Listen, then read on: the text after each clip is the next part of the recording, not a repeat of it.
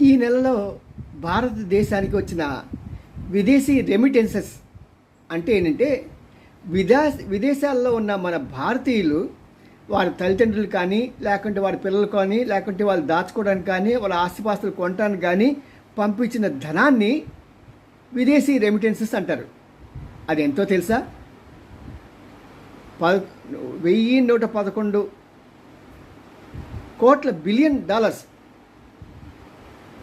ఎంత పెద్ద మొత్తం చూడండి.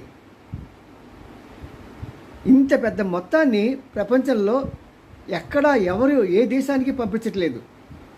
ఒక రకంగా చూసామంటే ఇది కొన్ని దేశాల యొక్క జీడిపి కన్నా కూడా మనకి ఒక నెలలో అందుతున్నటువంటి గొప్ప రెమిటెన్స్. అంటే మన పిల్లలు కానీ, మన బంధువులు కానీ, మన స్నేహితులు కానీ, మన తాలూకా భారతీయులు ఎవరైనా సరే వారు 111 కోట్ల అమెరికన్ డాలర్స్ని భారతదేశం పంపిస్తున్నారు.